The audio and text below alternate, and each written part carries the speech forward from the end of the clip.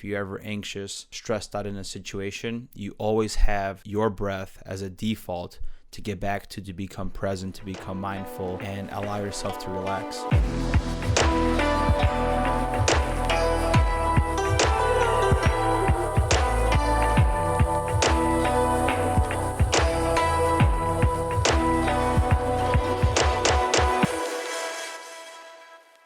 Welcome to the Frontline Warriors Club, where we live it, not in it.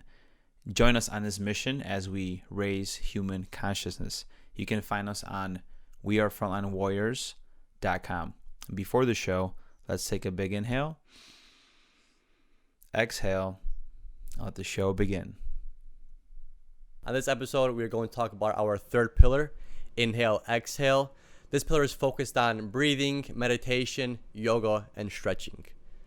Breathing is probably one of the biggest things we take for granted. It's something that we rarely pay attention to, something that just goes by the wayside, and we don't really pay attention to much of it, how we do, or anything like that. You know, it's autonomous, so it's easy to forget about, easy to miss, because it's something that your body is going to be doing no matter what. Doesn't matter if you're in a good mood, a bad mood, doesn't matter if you're crying, doesn't matter if you're happy, you're gonna breathe regardless. It's something that we have to do for our survival, and a lot of times we don't really think much more of it than something as a mechanism for our survival.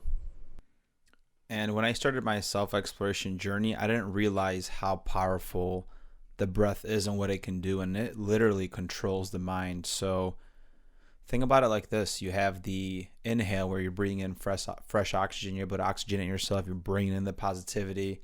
And with the exhale, you're cleansing your body through carbon dioxide and exhaling negativity.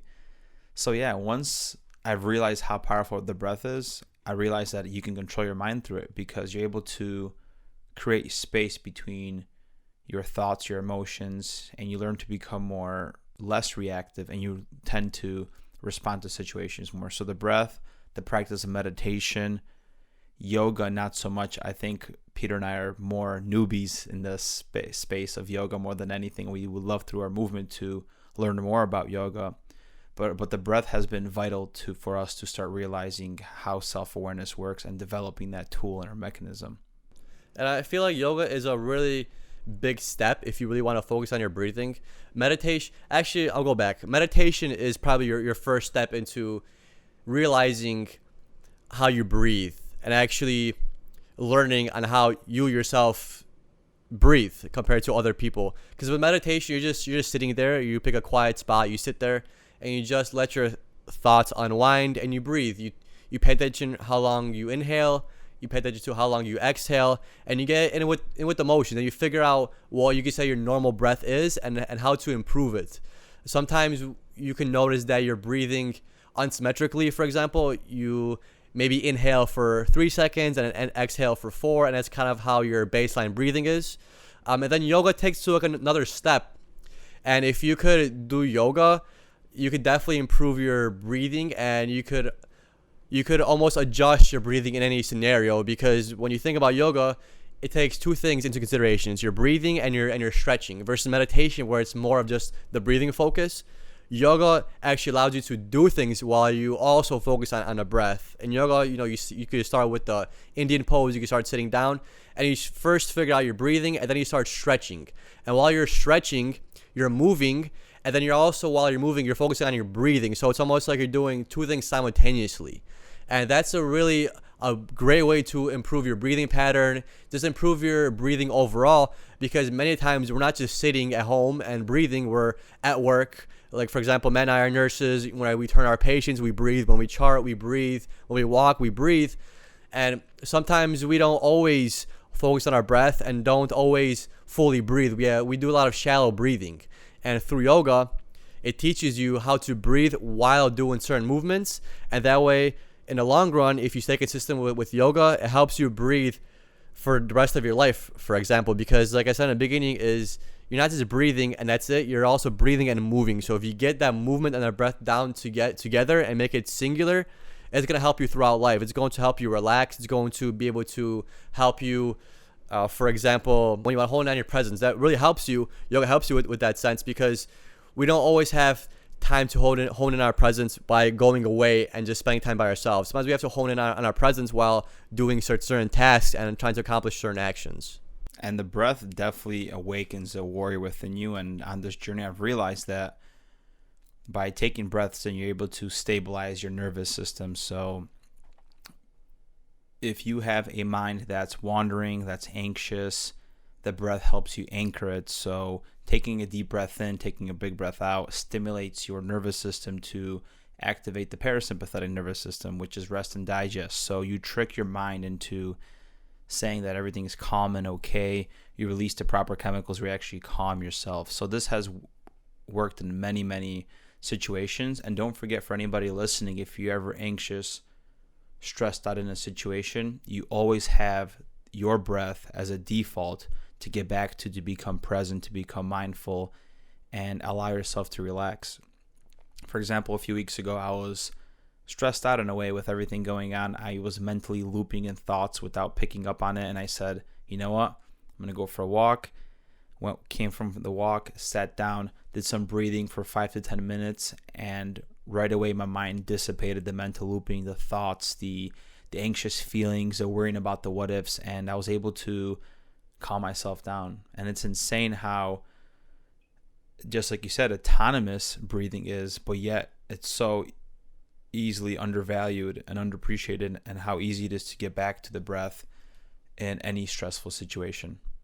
You don't really understand the power of the breath until you actually sit down and just take a deep breath and actually think about, you could say, the thoughts that are going through your mind. Like you said, for example, you went for that walk, you did some good breaths, good inhales, good exhales, and you're able to hone in on your thoughts and actually realize that, hey, I'm in a loop. I've been thinking about this over and over and over again. And you wouldn't be able to realize that if you didn't take the time to just take a good deep breath in and a good deep breath out, because that gives you a few seconds to almost like jolt your mind and your brain out of this negative loop. And then you can really figure out what kind of thoughts are actually going through your head. Because if you're always breathing shallowly and your thoughts are always negative, you got to break that system, right? And a good way to break that system is by taking a deep breath in and a deep breath out. A few of those breaths. That way you have some time for yourself to actually comprehend the thoughts that are actually going through your mind, and you can realize that, hey, just through breathing, like you can say, hey, I realize that these thoughts aren't the thoughts I should be having. I'm not going anywhere with these thoughts. These thoughts don't have a purpose. So why am I thinking this way? And you literally did that just because you took a few more seconds and focused on your breathing. Yeah, and it's clinically researched that the breath has the ability to dampen your stimulation of the hormone norepinephrine. So if you get into fight or flight, stress, which is the number one silent killer in America, to be honest, you go into fight or flight, you start not thinking properly, you're breathing more shallow, you have bad blood flow, which impairs your thinking and critical thinking. The breath naturally is able to suppress that hormone from having such an effect on you. So by you breathing in and breathing out, it's going to decrease the effect of that hormone and ultimately give you a clearer mind, not make you react to situations and logically think through things, versus how many times when I was younger I emotionally reacted to things, being passive, or one person upset me, I felt very personally attacked and just right away went after them, when I was able to separate my emotion from the language that I'm telling myself what that means.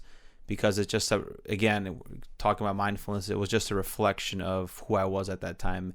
I was feeling personally attacked at the moment. So yes, back to it, breath is vital. It's actually able to reduce your blood pressure, your stress, because of the way it works on the parasympathetic nervous system. It's really crazy to think about, because you're only breathing for a few seconds. Even if you're focusing on your breath, you may be doing a few seconds of inhaling, a pause, and a few seconds of exhaling. So you might be thinking, like, how can those few seconds help change my mood? How can those help change me? You have to realize that the connections that go through your brain, your neurons, your synapses, those are not connections.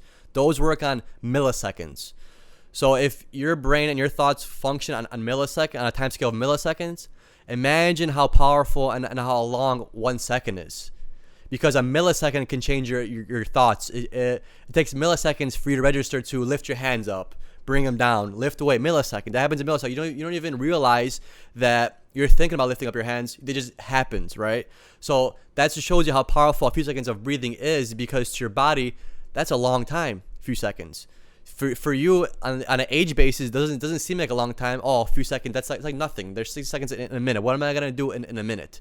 You can't do a lot of things in a minute, but your body can do a lot of things in a minute. So if you don't believe in the whole breath work and breathing, how it could change you, how it could change your thoughts, think about it that way. Think about how much actual time you're devoting to breathing, because on a time scale, if you look at it in a scale of a life, where life is in years, it's not going to seem like any kind of benefit. But if you're thinking more on a neurological basis, where you're looking at the synapses, the neurological connections, you're taking a lot of time for yourself just by breathing.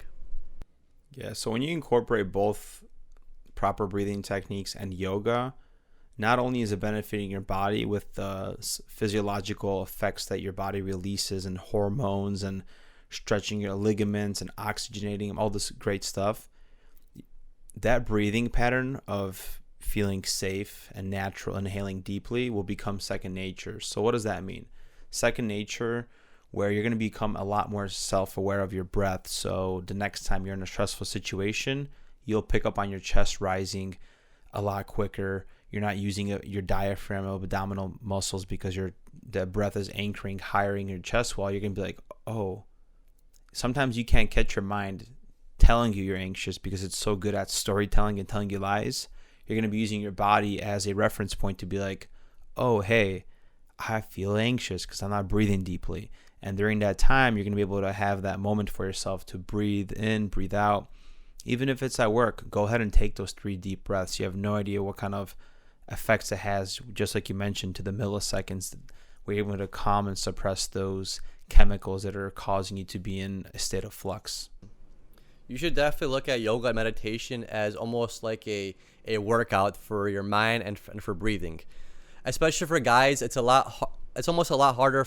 It's a lot harder for guys to get into yoga and meditation because it requires stretching, slow movement, or no movement at all. And as guys, we prefer like a more aggressive route, you could say. Going to the gym, increasing our heart rate, lifting heavy weights, because that's like almost engraved in us, almost programmed in our guys are more aggressive. That's why we prefer more aggressive sports like football, martial arts, all those aggressive things. And that's why you see females in sports that are more, you could say not more you say less aggressive. We'll just say it that way. For example, like any kind of calisthenic kind of stuff, gymnastics, tumbling, dancing, those are more female dominant things because they're less aggressive. It's just to each their own, you could say. We're humans, we're predisposed to different things, but it doesn't mean that just because I'm a guy, I should never focus on my breath. I should never focus on yoga, meditation.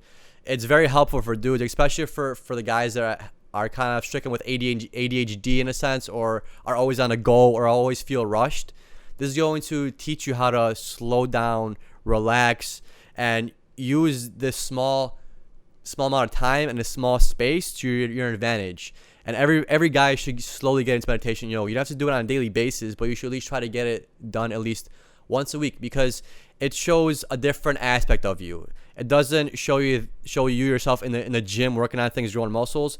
It shows you almost like you could say your vulnerable side, because you're uncomfortable doing this meditation. You're uncomfortable doing yoga because you're not used to doing it, and it's something that seems very, very foreign, especially if you're somebody that likes to do these high impact, high intensity sports. Yoga, meditation are gonna be really, really hard, and they're going to test you mentally more than the gym is, because you go to the gym every day, you lift weights every day, you're always trying to get another max, and that's almost comes naturally to you, especially if you've been doing it for years. And what's not going to come naturally to you is this breath work, is this meditation, and this yoga, and that's going to test you more on a weekly basis than the gym is, because you're so accustomed to going to the gym. So as you begin your journey, you might just start with the breath, and then eventually throughout these pillars, and this is something we're interested in, we're going to be diving into different breathing techniques. There's, for example, the box breathings, there's yogic breathing. I just found out this week there's something called somatic breathing, so I booked a session with a coach to see how somatic breathing is, and there's different ways to explore this. And breathing is also a powerful mechanism for you to release emotions and trauma that might be sitting in there based on the different techniques that are coming up. So if you want to start with the basics and start meditating, getting into your breath, you, just like Pete said earlier in the show, you want to get into a comfortable position, which is usually the yoga pose. And you start slow by closing your eyes, breathing in and out through your nose, out your mouth, or just your nose. And you simply want to just be focused on your breath. And if you want to breathe in, make sure you're actually breathing into your stomach. So for you to start off, it might be easier if you put your hand on your belly and you take a deep breath in and almost imagine a balloon being there. You want that balloon to expand when you're taking an inhale in. So as you do that, you might start focusing less on your thoughts that come up and more on the actual breath itself, and you can get lost in that flow of breathing. And if thoughts come up or any other stories or thoughts that happen throughout the day, that's okay. Let it naturally flow. I feel like a common mistake I had when I first started meditating is I was very anal about not thinking about anything, and thoughts naturally come up. So you want to naturally just let it flow. You had that thought and then redirect your attention back on the breath. Just like any practice in life, attention is the key to anything, because where attention is, that's where energy flows. So you go ahead and put your attention back on the breath. Don't judge yourself for it, because judgment is only creating the sympathetic nervous system and stress that you're trying to avoid. And you can start slowly by 5 minutes, building yourself up for 10 minutes. I think I'm only do like 15 minutes a day max. I understand there's a lot of benefits for it, but 15 minutes is something that gives me enough time to relax myself.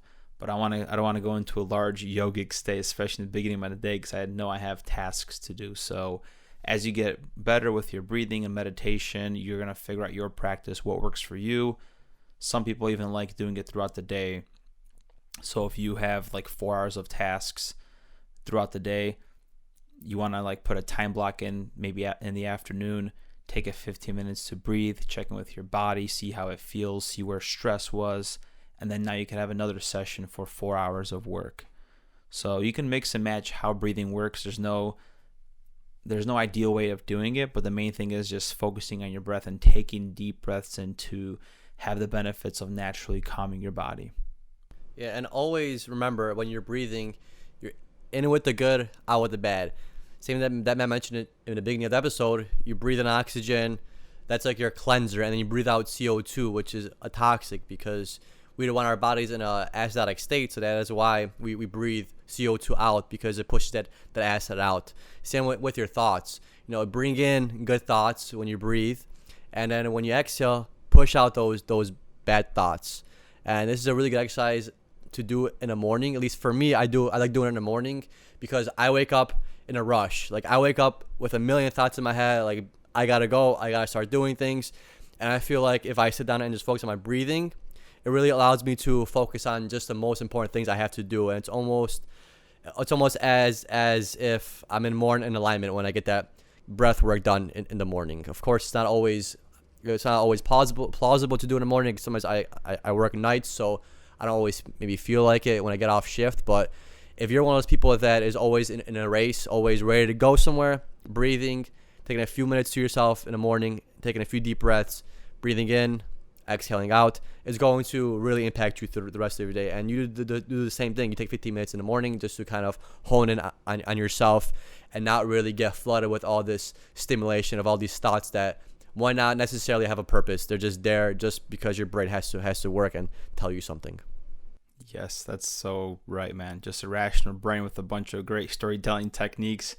Don't trick yourself into what your mind tells you sometimes, and just be mindful, inhale, exhale, and yeah, you can have a good time in life and just be present. So I'm really excited about this pillar. This is, out of all the 5 pillars, this is probably the least knowledge I have in the pillar as far as yoga and breathing. So I'm excited for all the awesome guests that we have on this pillar. Thank you guys for tuning in.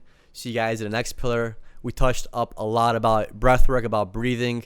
Don't take it for granted. It's very important. It keeps you alive, but take it one step further and have it be done in a way that makes you healthier. Thank you, guys. Thank you for listening.